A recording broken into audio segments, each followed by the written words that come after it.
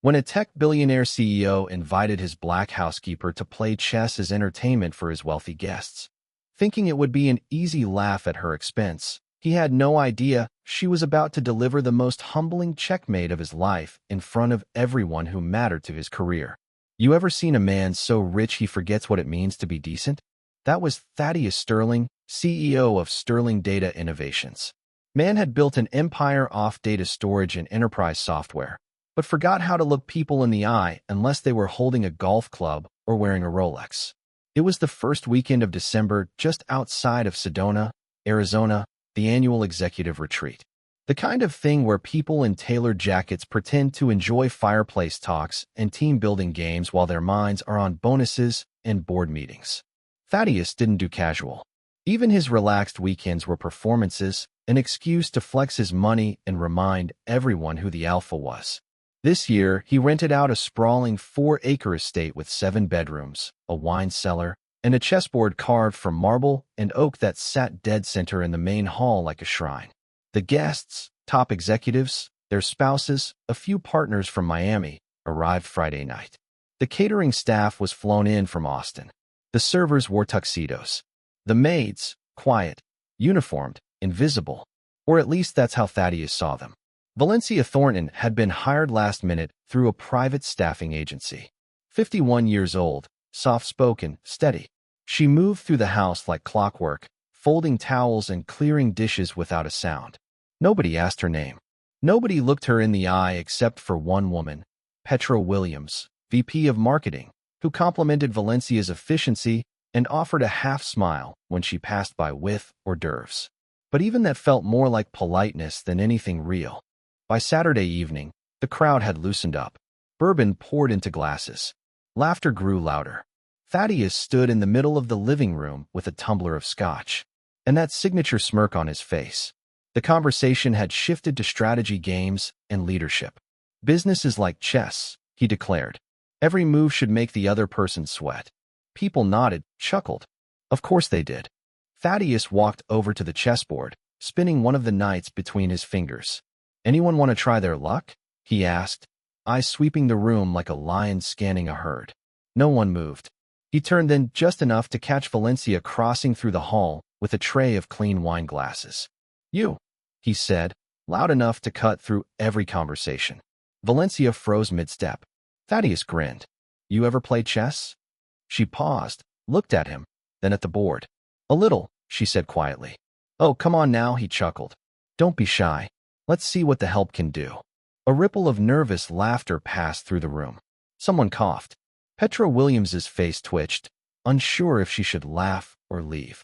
Valencia looked at the guests, then back at Thaddeus, her lips pressed together in a firm line. She walked over, gently set the tray down on a side table, and wiped her hands on her apron. Sure, she said, her voice steady. If you want to play, I'll play. Thaddeus clapped his hands like a game show host. That's the spirit. He yanked out the chair across from him and gestured with an exaggerated bow. The guests circled in like vultures. One guy even pulled out his phone to record. Thaddeus moved first, aggressive, fast, like he was swatting flies instead of playing chess. Valencia didn't rush. She sat back in the chair, eyes focused, hands folded under the table like she had all the time in the world. The laughter quieted. Something in her stillness made people stop smiling. But what no one in that room knew was this. Valencia Thornton had played this game before, and not just on a board. She'd played it with her life. Valencia didn't dress like someone you'd expect to see at a chessboard. Her gray polo was tucked neatly into plain black pants, and her shoes were the kind meant for long shifts, not compliments. Her braids were pinned back simply, but her eyes, sharp, clear, watchful, didn't miss a thing. Thaddeus leaned forward across the board, cracking his knuckles. Don't worry, he said. I'll go easy. Valencia smiled faintly. Please don't. The guests chuckled, some awkwardly, some genuinely. No one knew if she was joking. Thaddeus didn't like that. He opened with an aggressive king's pawn. Predictable, showy. Valencia responded with a quiet defense. Bishop's pawn, slow and calculated. Then she waited, not nervously, patiently, like someone who knew the weight of silence. By the third move, Thaddeus was narrating. This is called the Italian game. Old school, classic. They teach it in beginner books. Valencia didn't say anything. She just moved her knight, and suddenly the angle shifted. People leaned in closer. Petra whispered to her husband, "She's not guessing. Look at her. She's studying him." Thaddeus, maybe sensing the shift in energy, cleared his throat and glanced at the crowd. "You know, I once beat a hedge fund manager in 6 moves. Guy never saw it coming." Valencia slid her bishop diagonally across the board. "A clean, quiet move. You sure you haven't played before?" Thaddeus asked, eyes narrowing. "I played a little in college," she said. "Oh yeah? Where?" "Howard," she replied. That gave a few people pause. Howard University, historically black college, well known for its academics. "You study there?" Thaddeus asked, now trying to sound casual. "I did," Valencia said. "Computer science, full ride." "Somewhere in the back," someone muttered.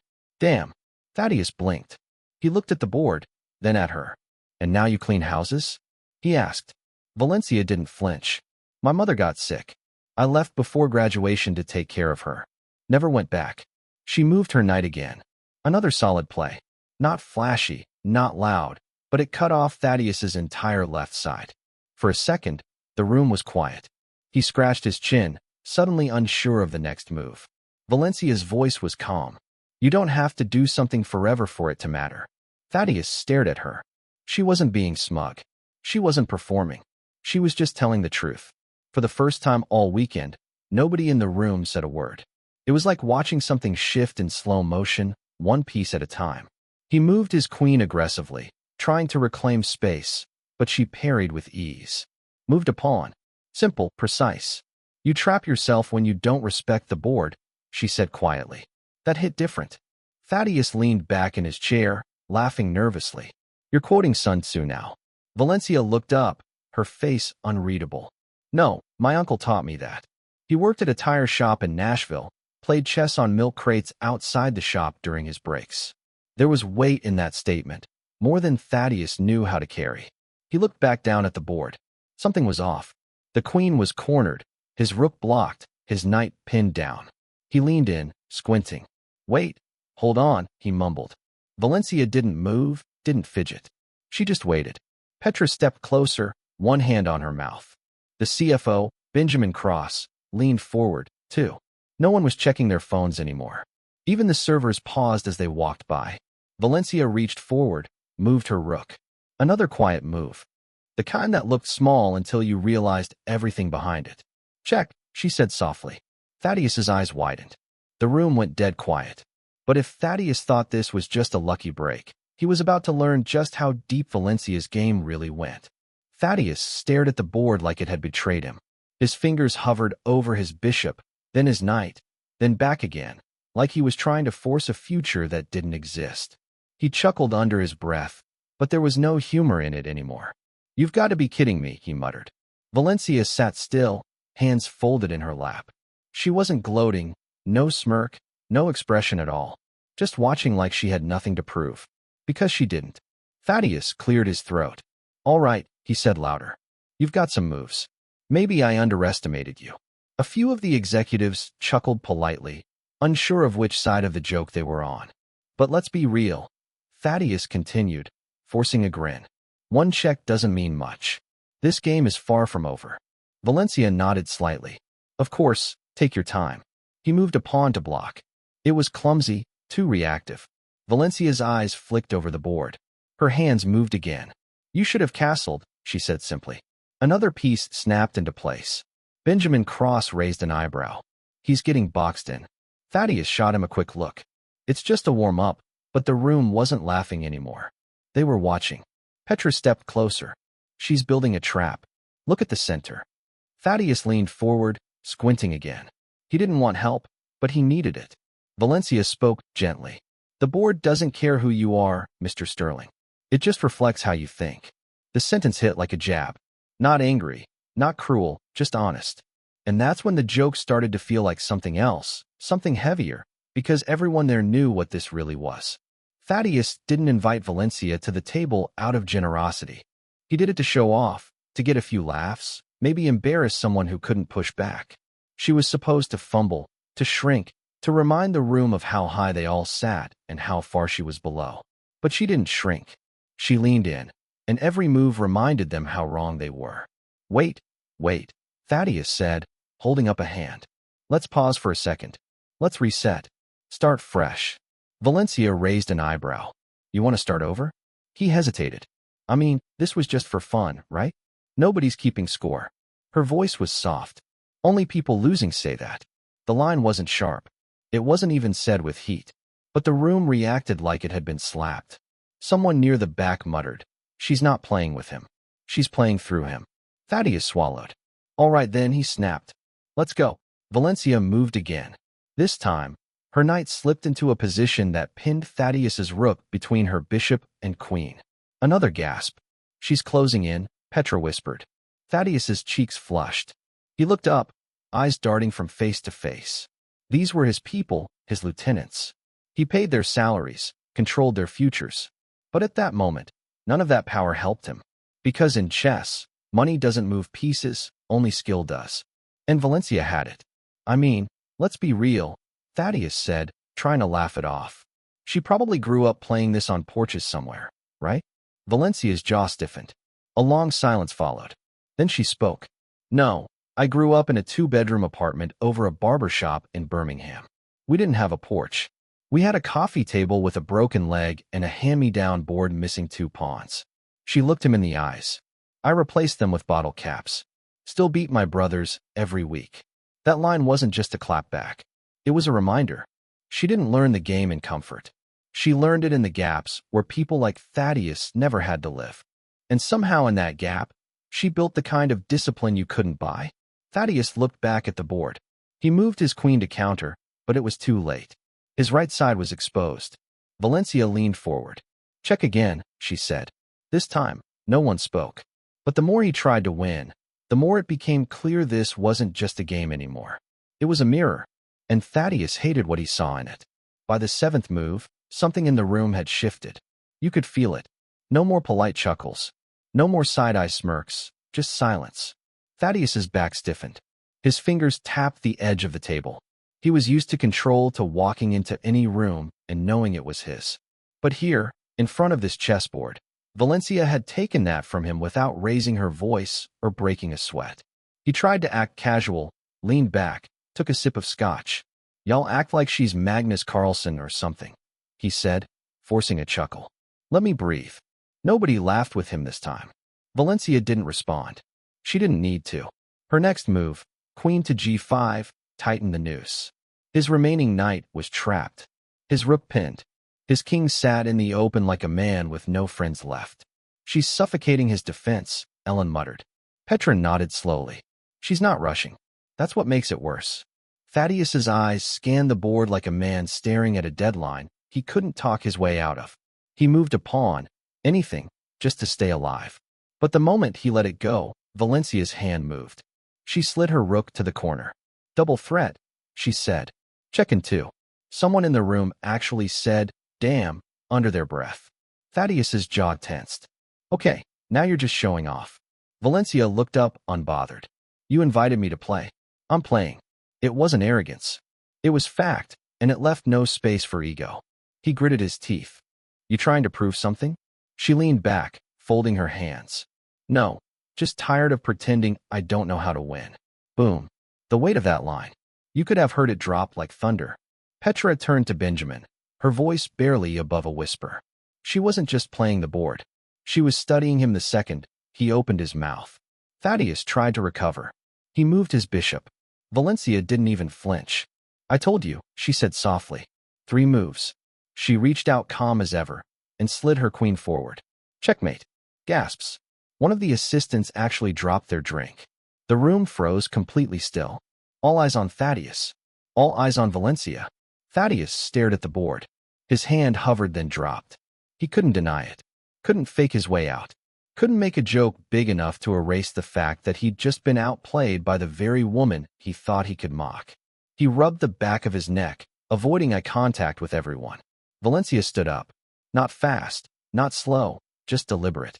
She adjusted her apron. Then gently, she began putting the pieces back in their places, one by one, silently. Thaddeus washed her hands, stunned into stillness. You know, he mumbled finally. This wasn't how it was supposed to go. Valencia looked at him. Really looked at him. I know, she said. That's the problem. Not a threat, not a boast, just the truth. She turned to walk away. Her shoes whispered against the floor. Wait, Petra called after her. Valencia stopped. Petra cleared her throat. That was impressive. Valencia gave her a small, warm nod. Thank you. Thaddeus looked down, then muttered. Guess you're more than just a maid. Valencia paused, turning her head slightly. I always was, she said. You just didn't see it. But the real checkmate wasn't the move. It was how Valencia walked away with her dignity intact while the room sat there, trying to figure out how they'd missed the brilliance sitting right in front of them. Valencia left the room like she'd simply done her job. No victory lap, no smirk, no dramatic pause, just quiet steps down the hallway and back to the kitchen. But the silence she left behind was louder than anything she could have said. Thaddeus stayed seated at the board, still elbows on the table, his drink untouched. He stared at the chess pieces as if they'd betrayed him.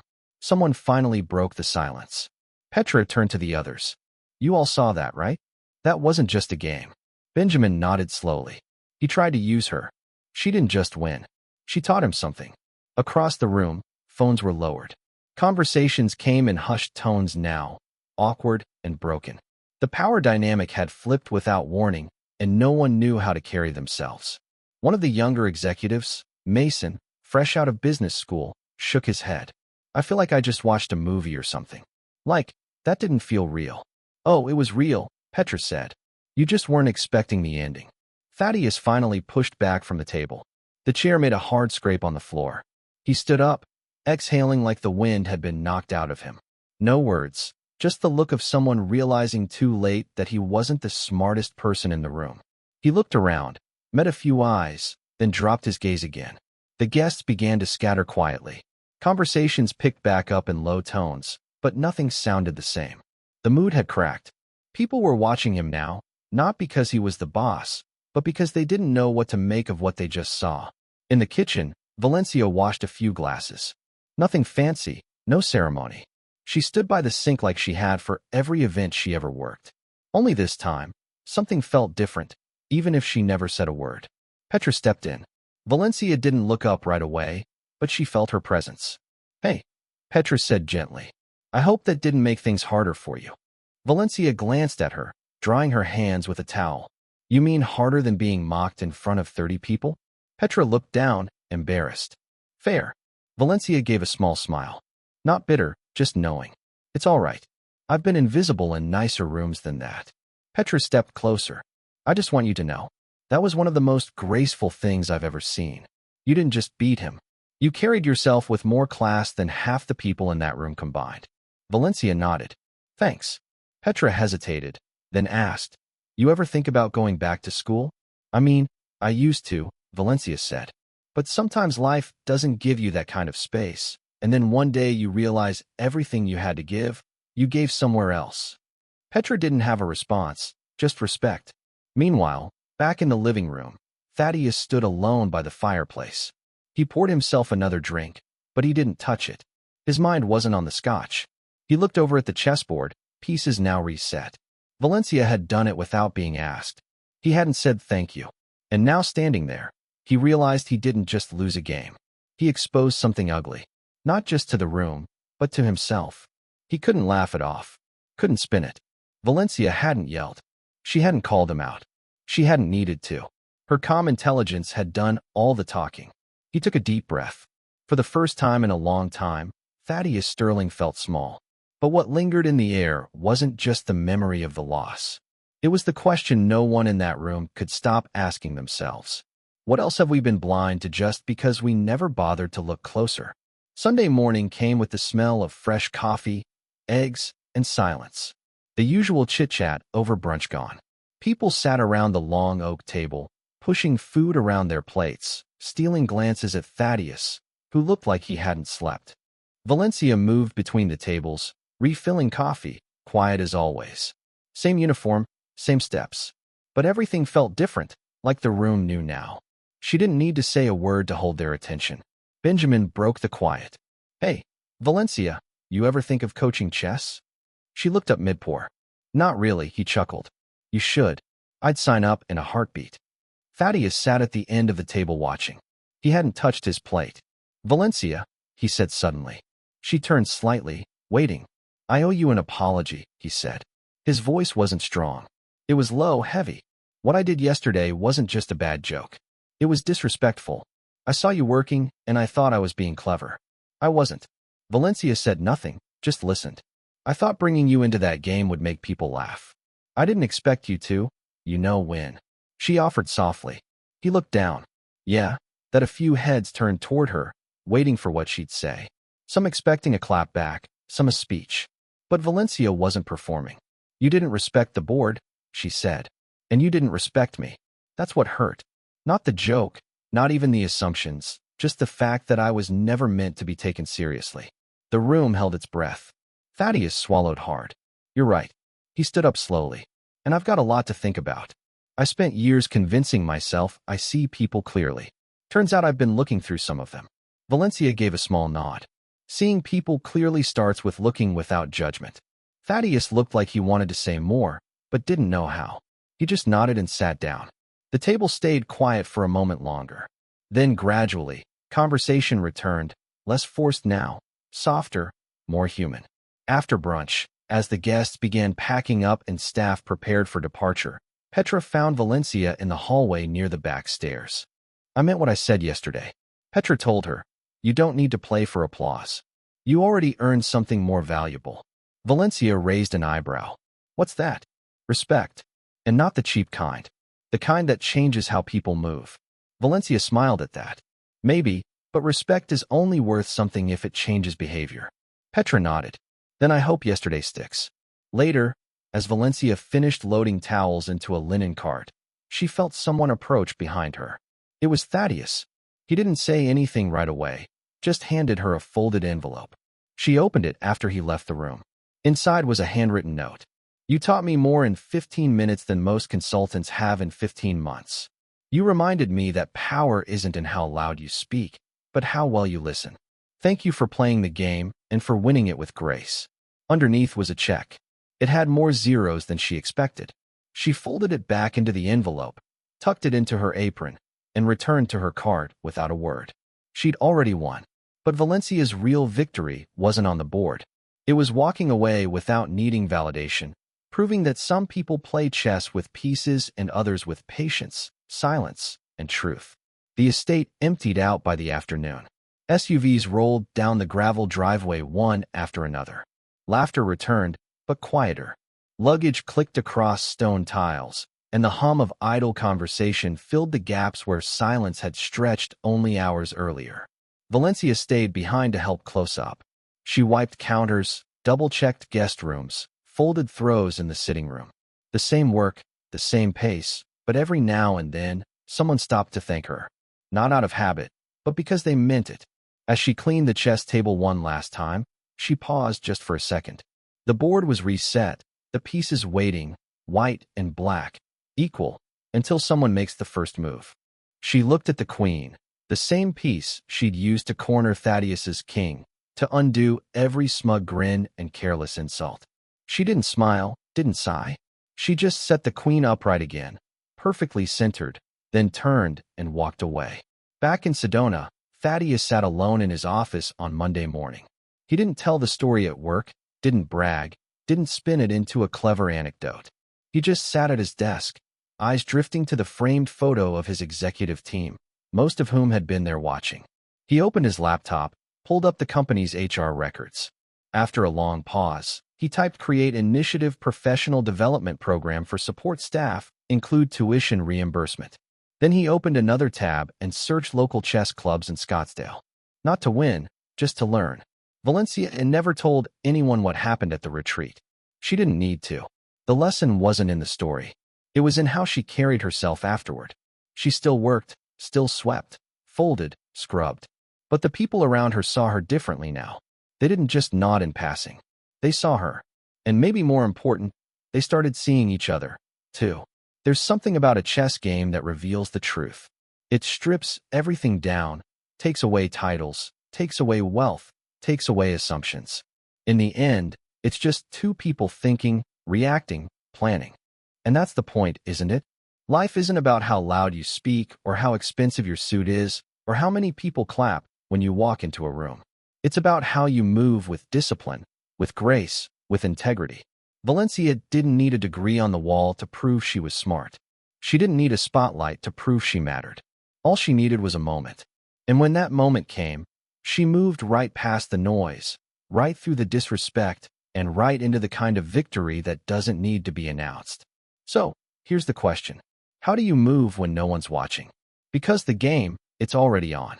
You just might not know who's sitting across from you yet. If this story made you pause, even just for a second, then carry that with you. Look closer at the people you pass by. Ask yourself if you're really seeing them.